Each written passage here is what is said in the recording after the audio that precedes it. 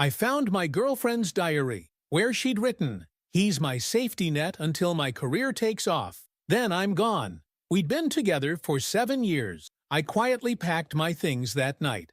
But 3 years later, when my company made headlines, my phone exploded with messages from her. Eva and I had been together for 7 years, met in college, moved in together after graduation, and had what I thought was a solid relationship. We'd talked about marriage casually. Someday, when the time was right, we were both building our careers, saving for a house. Normal couple stuff. Last month, I needed to find my passport for an upcoming business trip.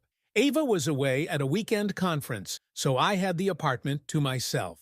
I remembered she'd borrowed it months ago to compare expiration dates when we were planning a vacation, and thought she might have stored it with her important documents. I checked her desk drawer first. Nothing. Then her bedside table. Also nothing. Finally, I looked in the bottom drawer of her closet where she kept a lockbox with our birth certificates and other paperwork. The box wasn't locked. We never locked it. And as I rifled through it, I noticed a leather-bound journal I'd never seen before tucked at the bottom. I wouldn't normally read someone's diary. I'm not that guy. But when I picked it up, it fell open to a page with my name repeatedly mentioned. My eyes caught a sentence before I could look away. "Isaac is my safety net until my career takes off. Then I'm gone." My hands started shaking. I told myself it couldn't mean what it sounded like. Maybe it was out of context. So I read more, hoping for an explanation that wouldn't destroy me. There wasn't one. Entry after entry spanning the last 2 years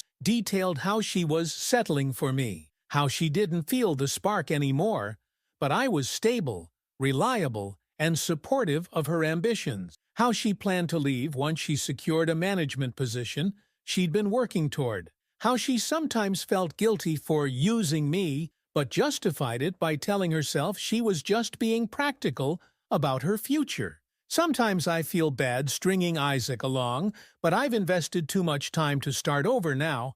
He thinks we're saving for a house together, but I'm really building my exit fund. Once I land the promotion I'm after, I'll have the salary and status to upgrade my life completely. I just need him to stay in the picture for maybe another year, 2 at most. My entire body went cold. 7 years together. 7 fucking years. And I was just a stepping stone to her? A goddamn placeholder until something better came along. I sat on our bedroom floor for almost an hour, reading random entries. One from just 3 weeks ago mentioned how she dodged my hints about getting engaged by pretending to be focused on her career goals first. Isaac brought up looking at rings again. Had to shut that down quickly. The last thing I need is to deal with a broken engagement when I leave. Every memory we'd shared was suddenly cast in a different light. All those nights I stayed up late helping her prepare presentation. All those weekends I spent alone while she networked. The vacation I postponed so she could attend that industry conference. I wasn't being a supportive boyfriend. I was being a useful idiot. I took photos of the most damning pages. Not sure why at first, but some part of my brain was already planning ahead, while the rest of me was still in shock. Then I carefully put the journal back exactly how I found it and closed the drawer. My passport, by the way, was in my desk all along. She'd returned it months ago, and I'd forgotten. I called my friend Phoenix and asked if I could crash at his place for a while. Didn't explain why, just said there was an emergency. Then I packed 2 suitcases with essentials while moving on autopilot. Clothes, laptop, important documents, the photo of my parents. Left everything else behind. I wrote a short note. Found your diary. I know everything. Don't contact me. Placed it on her pillow alongside my key. Then I simply walked out the door of our shared life. Phoenix didn't ask questions when I showed up at his place, looking like death. He just made up the couch and handed me a beer. I couldn't bring myself to explain that night, or the next day. I called in sick to work on Monday, then requested emergency personal leave for the rest of the week. Eva's messages started Sunday night when she returned from her conference. First confused, then panicked, then angry. "What are you talking about? What diary? Isaac, this isn't funny. Where are you? We need to talk about this. You can't just leave without an explanation." You had no right to read my private thoughts. Those were just venting sessions.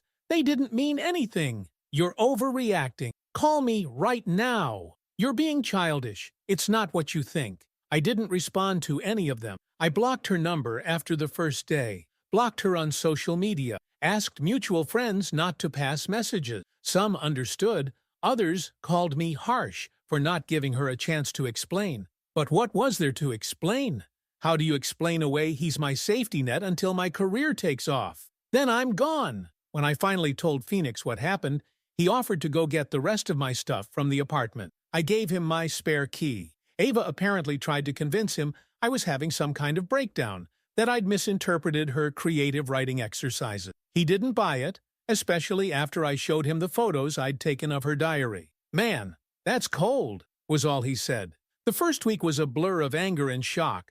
The second week was depression. By the third week, something shifted in me. A strange clarity took hold. She had used me as a stepping stone toward her ideal life, a temporary measure while waiting for something better. So be it. I would become something better too. I found a small studio apartment across town, bare minimum furniture, just enough to get by. Every extra dollar went into saving. I poured myself into work with a new intensity that surprised even me. Started hitting the gym during lunch break, cut back on drinking, reconnected with old contacts in my industry. Ava tried reaching me through every channel possible. Mutual friends, my parents, who thankfully respected my wishes and told her nothing. She even showed up at my workplace once, causing a scene that nearly got security involved. I walked past her like she was a stranger.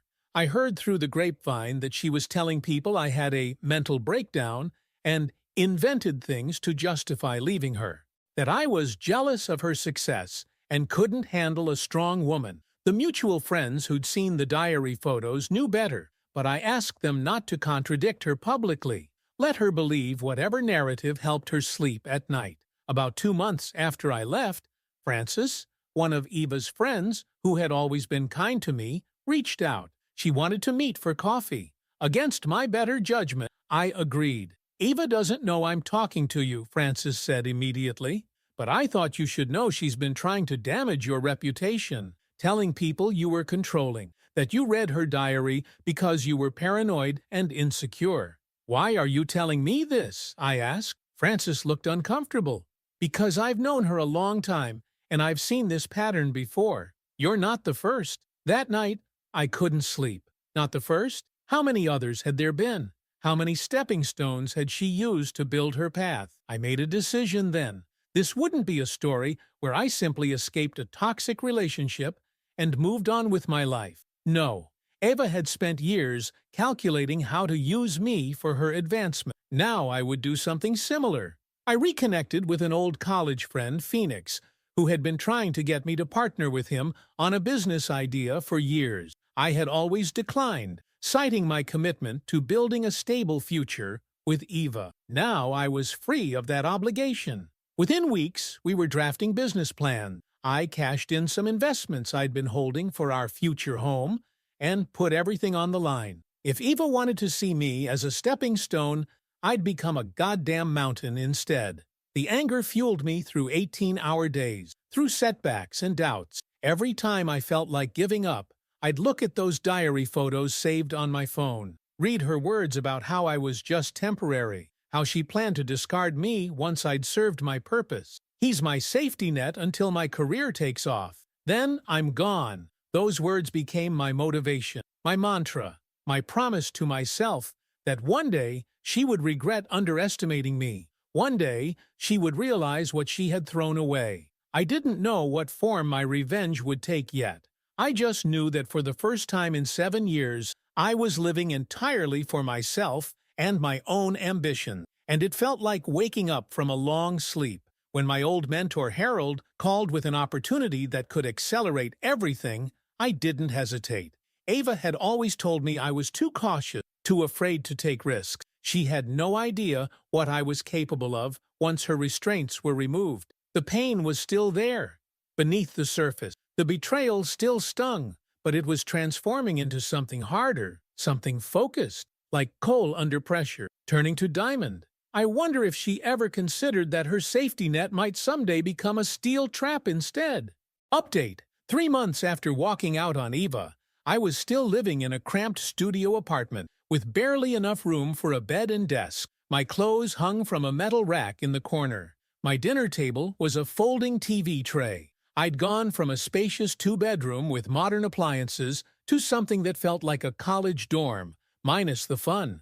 But something unexpected happened. I felt liberated. Every morning I woke up to silence. No one to check in with. No one's schedule to accommodate. No one's career to prioritize over my own. The anger was still there, a constant low-burning furnace in my chest. But it had transformed into something useful, productive even. Phoenix and I were working 80-hour weeks, trying to get our business off the ground. We'd secured a small amount of funding, enough to rent a tiny office and cover basic expenses. Most days, I arrived before sunrise and left well after dark. We survived on convenience store sandwiches and cheap coffee. Despite the exhaustion, I felt more focused than I'd been in years. Ava had always described me as cautious and slow to act, traits she'd framed as weaknesses. Now I realized how much of myself I'd suppressed to accommodate her ambitions. My therapist, yes, I finally started seeing one, said this was common in manipulative relationships. You begin to see yourself through their eyes, she explained during our third session. You internalize their criticisms until they become your own voice. She wasn't wrong. For years, I'd held back on pursuing riskier opportunities because Eva emphasized stability. My stability, specifically, which provided her the freedom to chase her dreams. The irony wasn't lost on me. Around month 4, Ava escalated her attempts to contact me. The text bombardments had slowed after the first few weeks, but never completely stopped. She tried new tactics, sending emails to my work account, having mutual friends accidentally invite us to the same gatherings, even sending a handwritten letter to my parents' house. One Tuesday morning, she was waiting outside our office building. "Isaac, please, just 5 minutes." I walked past her without breaking stride, but she followed me to the door. "What you read, it wasn't what you think." I was going through something, writing out worst-case scenarios. It was like journaling exercises my therapist suggested. I turned to look at her then. She was wearing the navy blue blazer I'd given her for her birthday last year. Her hair was different, shorter, highlighted. She looked good, professional, exactly the image she'd been crafting. "Your therapist told you to write about using me as a safety net until your career takes off? Interesting approach." Her face flushed. "That's not—" "I have the photos, Ava. Pages and pages, spanning months. This wasn't a one-time vent. This was your plan." She switched tactics instantly, tears welling in her eyes. "I made a terrible mistake. I didn't mean any of it. These past months without you have been hell. I miss you so much." For a brief moment, something tugged at me. Muscle memory from 7 years of comforting her when she cried. But then I remembered another diary entry. "Sometimes I cry when we argue. Not because I'm sad, but because it works. He always backs down." "I'm late for a meeting," I said, and walked inside. That night, I finally blocked her email accounts and told our remaining mutual friends I wouldn't attend any event where she might be present. It felt like cauterizing a wound, painful but necessary. Phoenix noticed the change in me after that encounter. "You seem different today. Lighter, somehow." "I finally stopped caring what she thinks," I replied, which wasn't entirely true. Part of me still cared deeply, but I was learning to ignore that part. Our first 6 months in business were brutal. We lost our biggest potential client after weeks of preparation. Our initial product had technical issues we hadn't anticipated. One investor pulled out at the last minute, forcing us to take out personal loans to cover payroll for our 3 employees. During one particularly bad week, Phoenix suggested we scale back our ambitions. "Maybe we're trying to grow too fast," he said, reviewing our dwindling funds. "We could pivot to something smaller, more manageable." I pushed back hard. That's exactly what she would expect me to do. Play it safe, settle for less. Phoenix gave me a long look. "Man, this can't just be about proving her wrong." His words stung because they contained truth. I was still letting Eva dictate my choices, just in reverse. Instead of following her path, I was deliberately choosing the opposite. Either way, she remained the reference point for my decision. That realization led to my first genuine breakthrough. The next morning, I arrived at the office with a completely revised business plan. Not bigger or smaller than before, just different, better, based on what our early clients actually needed rather than what I thought would impress people. Phoenix reviewed it silently, then looked up with a slow smile. Now, this makes sense. 2 weeks later, we landed our first major contract. Not because we were the biggest or the flashiest option, but because we had created something genuinely useful. We hired 2 more people, moved to a slightly larger office, started paying ourselves enough to live on. Around this time, Harold entered my life. He was a client who became a mentor, then a friend. In his 60s, with decades of experience, he saw potential in what we were building and started making introductions to people who could help us grow. Most young guys with fire in their belly make the same mistake. He told me over lunch one day. They think success is the best revenge. It's not. Success is just success. Revenge is a different game entirely. I asked what he meant. Success requires you to move forward. Revenge keeps you looking backward. Can't drive a car that way. He took a sip of his coffee. Decide which one matters more to you. His words haunted me that night. Was I building something meaningful, or was I just trying to spite Eva? The honest answer was both.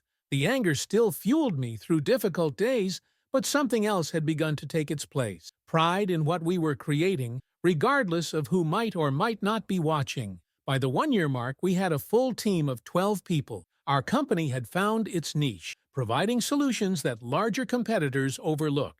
We weren't revolutionary, but we were rock-solid reliable. Clients started coming to us through referrals. We stopped worrying about making payroll and started planning for expansion. I found a better apartment, started buying proper furniture instead of temporary items, planted some roots, even went on a few dates, though nothing serious developed. I wasn't ready, and trying to pretend otherwise felt unfair to everyone involved. Frances, Eva's friend who had warned me about her pattern, reached out again. We met for coffee and she updated me on Eva's situation. She didn't get that promotion she was banking on, Frances said. The one she was planning to use as her launching pad away from you. I maintained a neutral expression, though something dark and satisfied unfurled in my chest. That's unfortunate. She's been telling people you two broke up because you couldn't handle her success. Frances looked uncomfortable. I thought you should know. Why are you telling me this? Frances sighed. Because I watched her do the same thing to her ex before you. He was a good guy too. She used him to get through graduate school, then dropped him once she had her degree. Called him her student loan behind his back.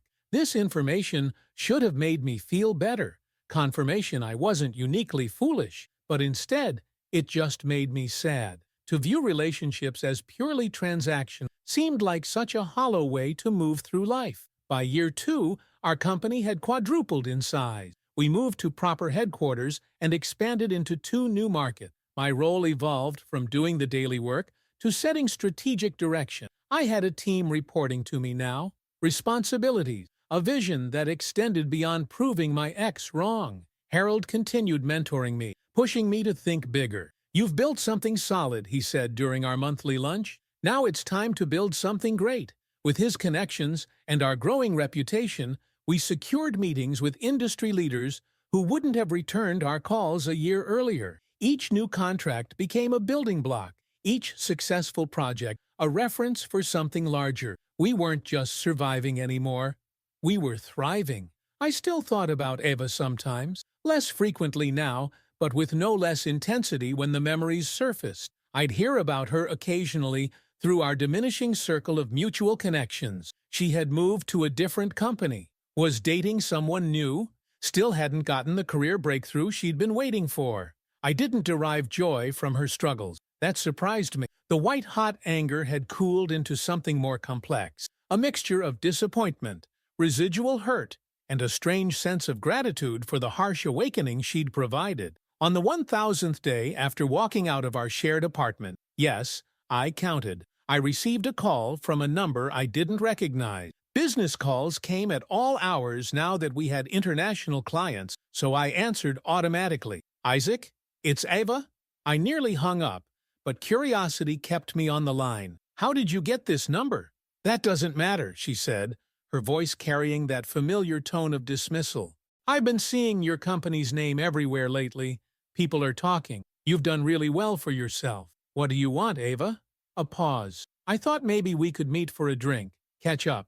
It's been a long time. 3 years of building something from nothing. 3 years of channeling pain into productivity. 3 years of proving to myself that I was more than someone's safety net. I don't think that would be productive, I said.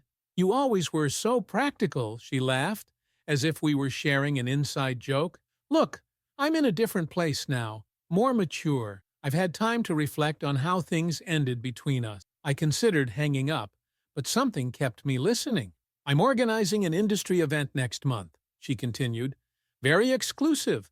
The kind of people who could take your company to the next level will be there. I could get you on the guest list. The old Isaac might have been flattered by the offer, might have seen it as an olive branch or a genuine attempt to make amends. The new Isaac recognized it instantly for what it was. Another transaction. She had identified something I had that might benefit her.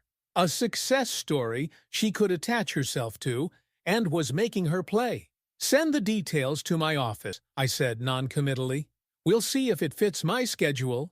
After we hung up, I sat at my desk for a long time, turning the conversation over in my mind. For 3 years I had fantasized about the moment Eva would recognize what she had thrown away. In those fantasies, I was always cool, collected, indifferent to her sudden interest. The reality felt different, less satisfying than I'd imagined, but more clarifying. She hadn't called because she regretted losing me. She'd called because I had become valuable to her in a new way. That evening, Harold and I were reviewing the final details of what would be our largest deal yet, a partnership that would triple our company's valuation overnight. The contracts were ready, the press release drafted. After years of grinding work, we were about to make headlines. Once this goes through, everything changes, Harold said, pouring 2 glasses of whiskey. You ready for that?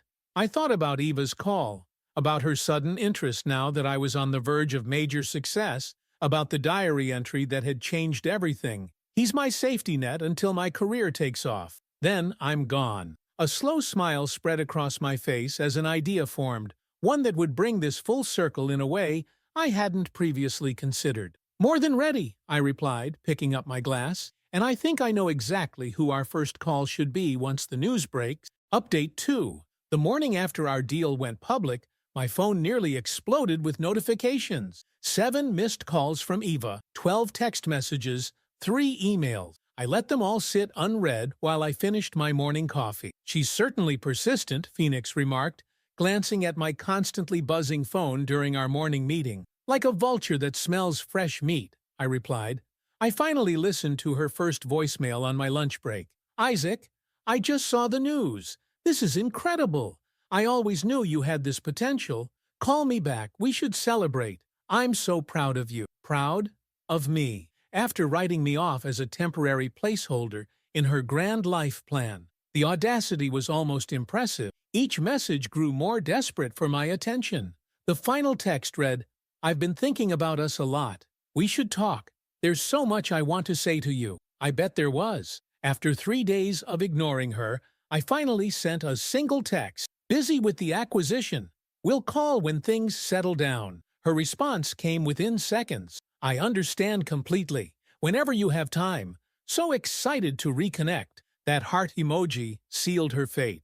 For 3 years, I'd been building my professional reputation, but I'd also been systematically preparing for this moment. While growing my company, I'd quietly gathered intelligence on Eva's career movements. I knew where she worked, which positions she'd applied for, who her professional connections were. I knew she'd been laid off 3 months ago, knew she was struggling financially, knew she was desperately trying to land a position at Isabella's company. What Eva didn't know was that Isabella and I had developed a close business relationship over the past year, or that Harold was Isabella's former mentor and still had significant influence over hiring decisions at her company. I arranged to meet Ava for drinks at an upscale bar she'd always complained was too expensive during our relationship. She arrived in a designer dress, hair perfect, makeup flawless. Classic Eva, spending money she didn't have to create the image she wanted the world to see. "You look amazing," she breathed,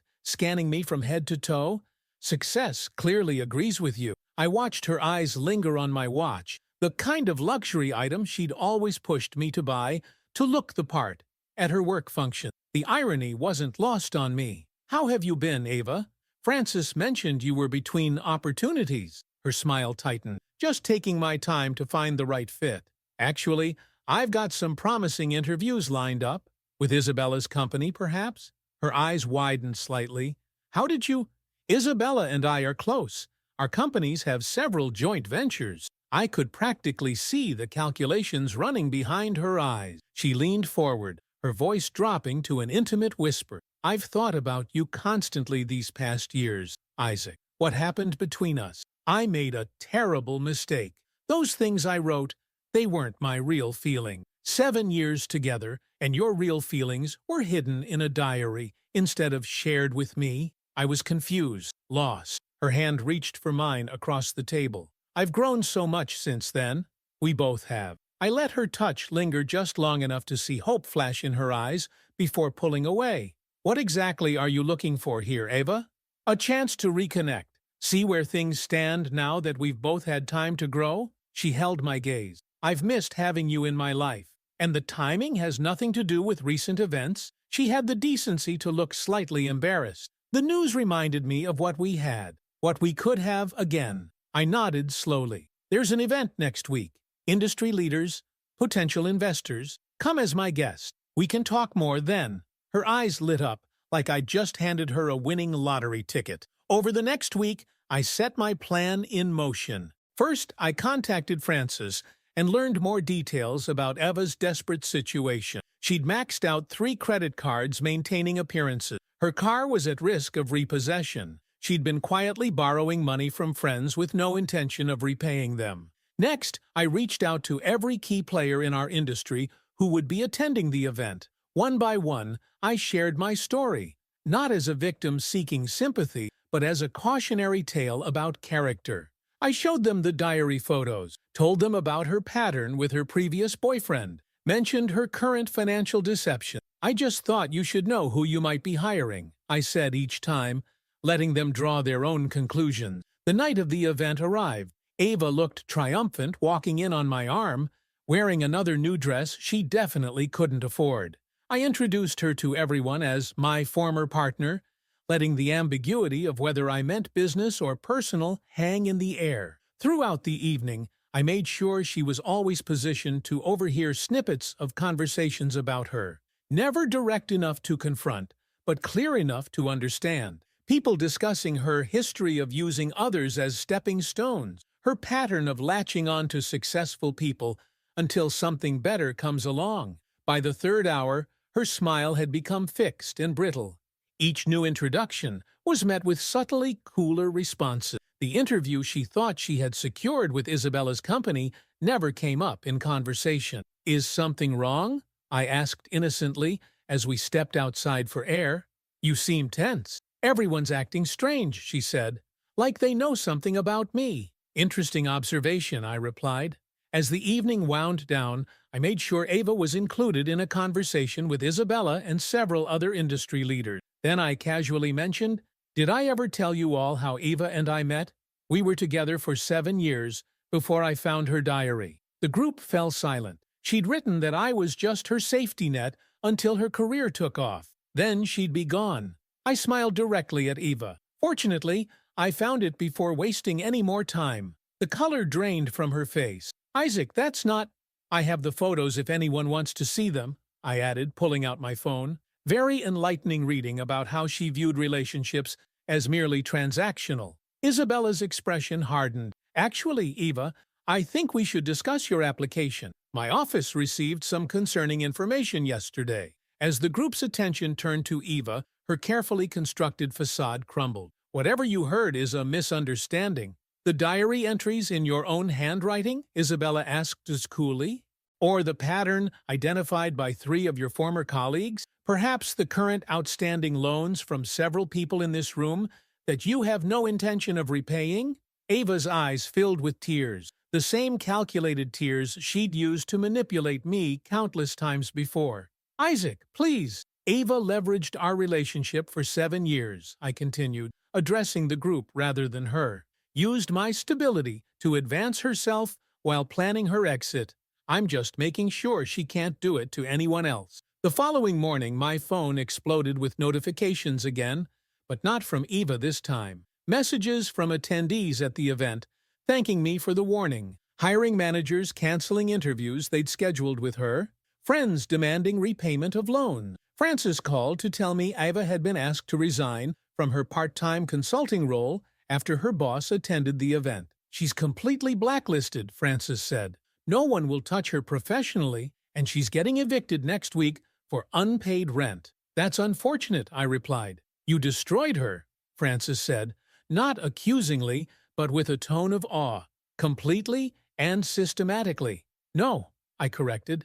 She destroyed herself. I just made sure everyone could see what I discovered 3 years too late. Ava's final message came 3 days later. A rambling email about how I'd ruined her life, how she was being forced to move back to her parents' house at 32, how she couldn't find work even outside our industry because of the reputation damage, how former friends were demanding money she didn't have, how she'd lost everything.